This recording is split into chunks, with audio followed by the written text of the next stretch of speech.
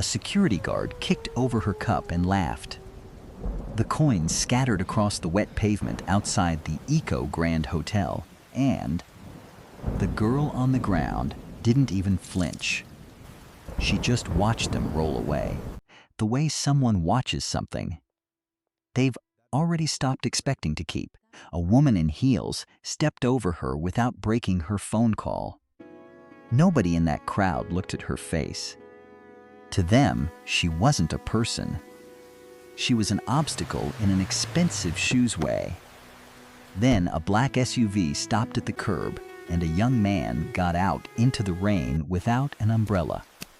He didn't hand her money and Come home with me. walk away like everyone else that night.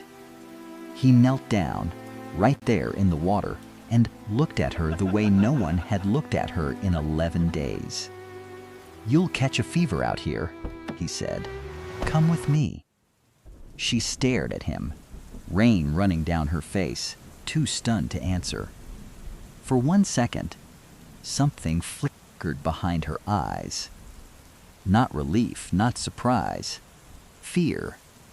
Because if he really knew who she was, kneeling in front of him would be the last thing on his mind. What that young man didn't know was that the shivering, humiliated girl he was about to carry into his small apartment was worth more than every name on that hotel's guest list combined. And somewhere across the city, powerful men were tearing Lagos apart to find her before he did. Daniel Afolabi was not a rich man, but he had never been a cruel one either. At 28, he ran a small architecture firm out of a rented office in Yaba, the kind of place with one working air conditioner, and a landlord who raised the rent every January. He had grown up the son of a mechanic in Mushin, and his mother had taught him one thing above every other lesson in his life. Never step over a person who has fallen. That night he had been driving home from a client meeting that ended in disappointment. A contract he needed had gone to a bigger firm with a flashier name, and his mind had been elsewhere when he saw her. Something about the way she sat made him slow the car. She wasn't asking. She wasn't holding her cup out to passing feet like the other street beggars near the hotel. She was simply sitting, very still, with her back straight, as if waiting for something rather than begging for anything. He almost drove past. Almost. But his mother's voice was louder than his tiredness that night. In the car, the girl said nothing for a long time. She was thin, her hair matted, her clothes several sizes too big, clearly borrowed or found. When he asked her name, she hesitated so long he thought she hadn't heard him. "Amara," she finally said. Just that. No surname. No story. He didn't push. He had learned that people who had survived something terrible rarely wanted to explain it to a stranger on the first night. His apartment was small but clean. One framed photo of his late father on the wall, a stack of architecture textbooks by the window, a kitchen that smelled faintly of the jollof rice he'd cooked 2 nights before. He gave her the guest room, a towel, and one of his old t-shirts to sleep in. He didn't ask why a young woman who spoke fluent, careful English, almost too careful, almost rehearsed, was living on the street. She ate slowly that night, like someone who had trained herself not to eat too fast even when starving. He noticed that. He noticed a lot of small things about her that didn't add up. The way she flinched at the sound of a phone buzzing on the counter, then relaxed when she saw it wasn't hers to answer. The way her eyes moved across the room, the way you'd check an exit, not the way you'd admire someone's home. "You don't have to tell me anything," he said, clearing the plates. But you can stay here until you're back on your feet. No conditions. She looked at him for a long moment. Why would you do that? You don't know me. Because somebody should have done it for you a long time ago, he said. And nobody did. She turned her face away quickly, but not quickly enough. He saw her eyes fill. What Daniel didn't know that night was that 3 floors below the penthouse suite of the very hotel he had picked her up outside of, a team of 6 private investigators was reviewing security footage from every camera within 2 kilometers, searching for a face they had lost 11 days earlier. A face belonging to a woman who, according to the paperwork locked inside a vault in Geneva, was the sole living heir to the Adeyemi Whitfield Group. Shipping, oil, telecommunications, and banking interests spanning 4 continents, worth an amount so large that even the financial journalists who tried to estimate it disagreed by billions. The investigators had one photograph to work from. It showed a young woman in an evening gown laughing at a charity gala 11 days before she vanished. She did not look anything like the girl asleep in Daniel's guest room, and yet she was exactly her. By morning, Amara was gone from the bed, not gone from the apartment, but standing quietly at the window, watching the street below with the same careful stillness she'd had outside the hotel. Daniel found her there and, without a word, made 2 cups of tea. You watch the street like you're expecting someone, he said. She didn't turn around. I am. Someone dangerous? A long pause. I don't know anymore. He wanted to ask more. He didn't. Instead, he set the tea beside her and said the words that, without either of them realizing it, would change the direction of both their lives. Then stay here until you know. The days that followed fell into an unexpected rhythm. Daniel left for his office each morning. Amara stayed behind, quiet, careful, watching everything with the eyes of someone recovering from something she refused to name. She cleaned without being asked. She fixed the cabinet hinge that had been loose for a year, using tools she found under the sink with a confidence that surprised him, as if her hands remembered skill her mouth wouldn't admit to. Where did you learn to do that? He asked, one evening, staring at the now silent hinge. I used to fix things, she said. A long time ago, before things got complicated. It became their unspoken agreement. She would answer questions that skirted the edge of her past, but never crossed into it. He respected the line, mostly because he understood something about pain that didn't want to be examined too closely. His own father had died owing money to men who were not patient about debts, and Daniel had spent 2 years afterward learning which questions people didn't want asked of them either.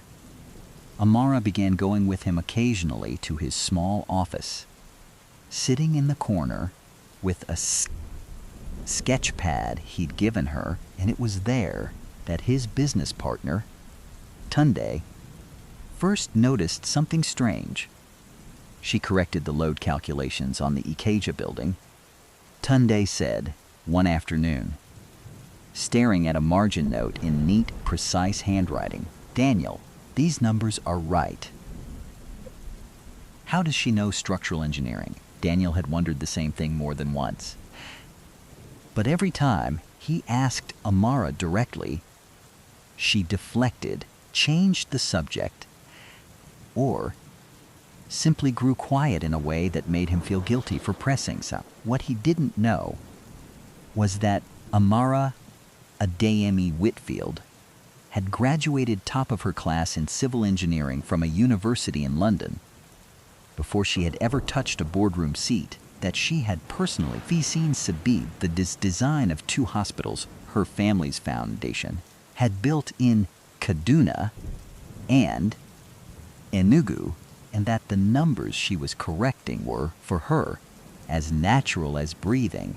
She had not chosen this life.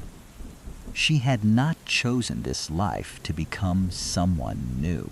She had chosen it because, permanently, it had started 11 days before Daniel found her in a boardroom on the 40th floor of the Adeyemi Whitfield Tower. Her uncle, Chief Emmanuel Whitfield, her late father's younger brother, had called an emergency session of the board, presenting documents that claimed Amara was mentally unfit to continue as CEO. Documents built on fabricated psychiatric evaluations and testimony from doctors who had never actually examined her. If the board voted to remove her, control of the company would default him. Under a clause her uncle had quietly inserted into the family trust years earlier to the eldest surviving male relative. She had escaped the tower through a service exit 20 minutes before security. Men loyal to her uncle, not to her, arrived to escort her home for her own protection. She had nothing but the clothes she was wearing and a phone she abandoned within the hour, certain it could be tracked. For 11 days, she had lived on the street, terrified that any hotel, any bank, any familiar face would report her location before she could figure out who she could still trust. She had chosen to trust no one until a stranger knelt down in the rain and looked at her like she was a person and not a problem to step over. That evening, as Daniel worked late reviewing the Ikeja proposal, his phone rang. Unknown number. Mr. Afolabi, said a smooth, unfamiliar voice. I represent a family that is very concerned for her welfare. We would be extremely grateful for any information about her whereabouts. Daniel's stomach tightened. He glanced toward the hallway where Amara sat quietly with her sketchpad, unaware. I don't know what you're talking about, he said, and hung up. He didn't tell her about the call that night, but he locked the door twice before bed, and for the first time, he found himself wondering exactly what kind of trouble he had welcomed into his home. The second call came 3 days later, and this time it wasn't a smooth stranger. It was 2 men waiting outside Daniel's office building. When he left that evening, expensive suits, patient smiles, the kind of calm that made the back of his neck go cold. We only want to speak with the young lady staying with you, the taller one said. Chief Whitfield is deeply worried about his niece's safety. She has a medical condition. She needs to come home. If she wants to speak to you, she can, Daniel said, keeping his voice level despite his racing heart. But I'm not handing anyone over to strangers on a street corner. The men exchanged a look that told Daniel everything he needed to know. This was not a rescue. This was a hunt. That night, he told Amara about both calls. He watched the color drain from her face as he spoke, watched her hands begin to shake around her teacup. You have to tell me who you actually are, he said, gently. I can't protect you from something I don't understand. She was quiet for a long moment. Then, for the first time, she looked directly at him instead of past him. My name is Amara Adeyemi Whitfield, she said. My father built one of the largest companies on this continent. When he died 2 years ago, I inherited controlling shares. 11 days ago, my uncle tried to have me declared unfit to run it. using fake medical documents. If I hadn't run, he would have had guardianship over me by now, over my body, my decisions, my company, everything. Daniel sat frozen, the pieces of the last 2 weeks, rearranging themselves in his mind. The structural calculations, the careful English, the way she scanned every room like she was still being hunted. Because she was. "You're the Adeyemi Whitfield heir," he said slowly. "The one the news said disappeared." "They said I was having a breakdown," she said bitterly. "My uncle made sure of that. It's easier to search for a sick woman than a kidnapped one." "Why didn't you go to the police?" "Because my uncle owns 3 of the senior officers who would have taken the report," she said. "Because the last person who tried to help me, my father's old lawyer, hasn't answered his phone in 9 days, and I am afraid to find out why." Daniel felt something shift inside his chest. Something between fear and fierce protectiveness. He had grown up. Fight men far powerful than her, just to keep their small home standing after his father's debts came due. He knew what it looked like when someone was being erased by people with more money and fewer scruples. "Then we find someone your uncle doesn't own," he said. It was Amara who thought of the name first. Barrister Grace Nwachukwu Han, a human rights lawyer who had once represented Daniel's own mother, pro bono, when a construction company tried to seize their family land through forged documents. Grace was fearless, incorruptible, and, crucially, completely outside Chief Whitfield's circle of influence. They met her 2 nights later in the back room of a small restaurant in Surulere, away from cameras, away from anyone who might recognize either of their faces. Easter of their faces. Grace listened to the whole story without interrupting once, her expression growing darker with every detail. "If what you're telling me is true," Grace finally said, "your uncle isn't just trying to seize a company. He's committing fraud, conspiracy, and very possibly the disappearance, or worse, of a witness who could expose him. We need evidence, real evidence, not just your word. I have some," Amara admitted quietly. "Files I copied from the company servers before I ran. I hit a drive, but retrieving it means going back near the tower." Near him. Daniel looked at her, at the fear behind her eyes battling with something harder. The same stubborn dignity he'd noticed the very first night, sitting soaked in the rain, refusing to beg with her eyes even when her hands held out the cup. "Then we go together," he said. Grace studied them both for a long moment. "Understand something," she said quietly. "The moment you move on this, your uncle will know you're alive, and he will know you're fighting back. Men like him don't surrender quietly. From tonight, none of you are safe until this is finished." Nobody in that small back room spoke for several seconds. Outside, the sound of Lagos traffic rolled on, indifferent to the war that had just been declared inside. The drive was hidden inside a small storage unit. Amara had rented under a false name months before her father's illness worsened. A quiet instinct, she admitted, born from years of watching her uncle circle the family business. Like a man waiting for a wound to open, she had never imagined she would need it to save her own life. Retrieving it meant crossing half the city in daylight. Past cameras, her uncle's people almost certainly still monitored. Daniel drove. Amara sat low in the passenger seat. A scarf pulled over her hair. Her hands folded so tightly in her lap, that her knuckles had gone pale. They made it to the storage facility. They did not make it out unnoticed.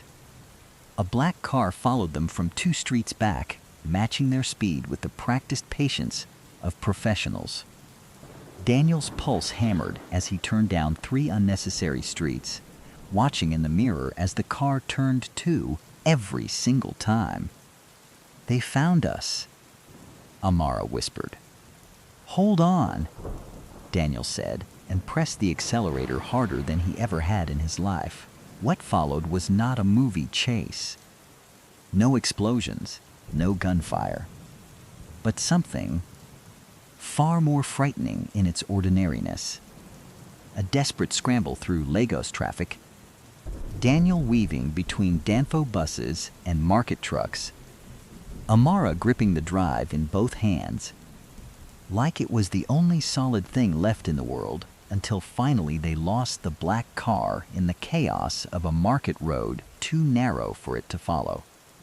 They arrived at Grace's office shaking, breathless, alive. But the drive told them something worse than either of them expected. Buried in the files was not just evidence of forged medical documents. There were wire transfers, years of them, routed from company subsidiaries into shell accounts Chief Whitfield controlled personally. There were emails between him and the doctors who had signed the false psychiatric report discussing payment, and there was one file dated 2 days after Amara vanished. That made Grace go very still as she read it. It was a message to an unnamed contact discussing the location and permanent handling of a lawyer named Femi Okonjo, Amara's father's old friend and legal counsel, the man who hadn't answered his phone in 9 days. "He's not missing," Amara said, her voice breaking for the first time since Daniel had met her. "He's dead. Because of me. Because he was helping me." "No," Grace said, firmly, gripping her shoulders. "He's dead because your uncle is a criminal. That is not your burden to carry, but it is exactly the evidence we need to end this." That night, hiding in a small guest room above Grace's office, because it's safe to return to Daniel's apartment, Amara broke down for the first time.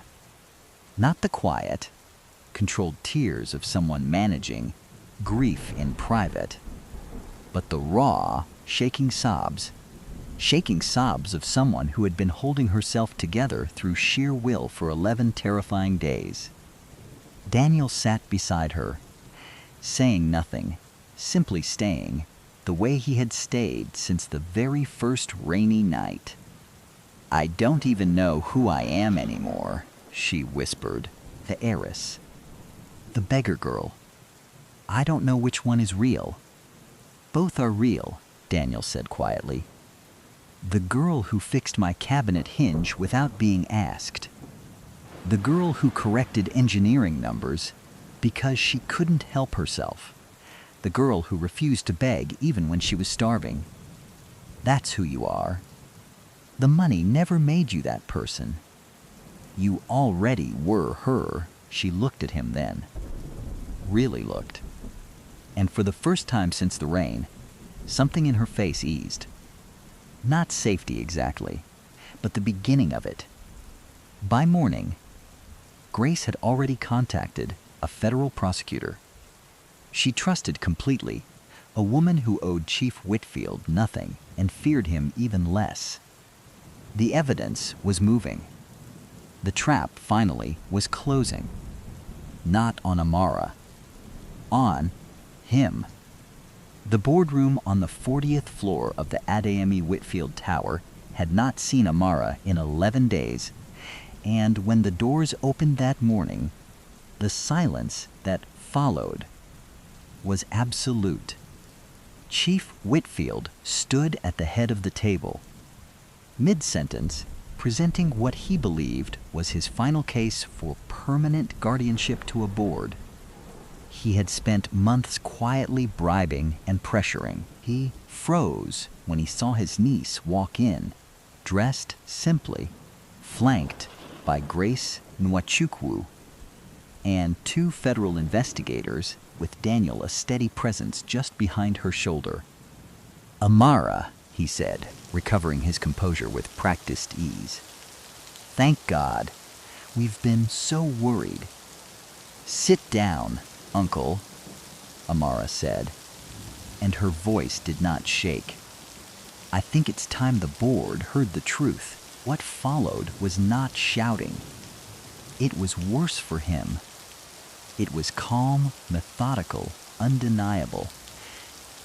Grace laid out the forged documents beside the genuine medical records Amara had obtained independently, proving no such evaluation had ever taken place. She presented the wire transfers, the shell companies, the emails between Whitfield and the doctors he had paid. And finally, she presented the message referencing Femi Okonjo, a message that, combined with the lawyer's confirmed disappearance, and a body recovered 2 days earlier from a property linked to one of Whitfield's shell companies, was no longer a family dispute. It was a murder investigation. Chief Whitfield's calm cracked slowly. Then, all at once, he shouted that it was a conspiracy, that the documents were fabricated, that his niece was unstable and being manipulated by a nobody architect from Mushin, his eyes flicking with contempt toward Daniel. "That nobody," Amara said, her voice cold and steady, "knelt in the rain for a stranger with nothing to gain from it. You've spent your whole life surrounded by people who wanted something from you, Uncle. That's why you couldn't recognize the one person who didn't." The federal investigators moved in as the board members, one by one, distanced themselves from a man who was now visibly a liability rather than an ally. Within the hour, Chief Emmanuel Whitfield was in custody, facing charges of fraud, conspiracy, and complicity in the death of Femi Okonjo. Charges that would, months later, end with a life sentence that finally closed the door on 11 terrifying days. The company's board, shaken but intact, unanimously reaffirmed Amara as CEO that same afternoon. She should have felt triumphant. Instead, standing in the tower she had once run from, she felt strangely hollow, until she turned and saw Daniel still standing quietly by the door, exactly where he'd stayed through the entire ordeal. Not because the company impressed him, but because she did. "You could have told me who you were the very first night," he said, once the room had emptied. "I was afraid," she admitted. "Not of you specifically. Of what changes once people know. Everyone who's ever known what I'm worth has wanted something from me since. Everyone except you." "I still don't want anything from you," Daniel said simply. "I never did." "I know," she said, and for the first time in longer than she could remember, she smiled. Not the practiced smile of galas and shareholder meetings, but something real. "That's exactly why I trust you." Ending 6 months later, the small architecture firm in Yaba had a new name on its door and a new client list that stretched well beyond Lagos. Not because Amara had bought her way into Daniel's success, but he recommended his work to people who judged talent on merit rather than connections, exactly the kind of fair chance she wished someone had once given her family's early employees. Daniel never moved into the tower, and Amara never asked him to. Some evenings, she still came to his small apartment instead, the one with his father's photo on the wall, and cooked jollof rice badly enough that he always ended up finishing it for her, laughing. Anne. The foundation, Amara's father, had expanded that year to include a new program: shelters and legal aid for people surviving the streets of Lagos, the very program that, 2 years later, would help a frightened teenage boy find his way off a corner, not far from the Eco Grand Hotel, into a stable home, and eventually into architecture school on a full scholarship. Nobody who saw Amara Adeyemi Whitfield now confidently addressing shareholders or opening a new hospital wing in Enugu would guess she had once sat outside a hotel in the rain, silent and starving, refusing to let the city take away the last thing she owned, her dignity. And nobody who saw Daniel still driving the same modest SUV, despite everything, would guess that the woman beside him controlled a fortune large enough to reshape nations. They didn't need anyone to guess. They knew exactly who they were to each other, long before the world ever found out who she really was.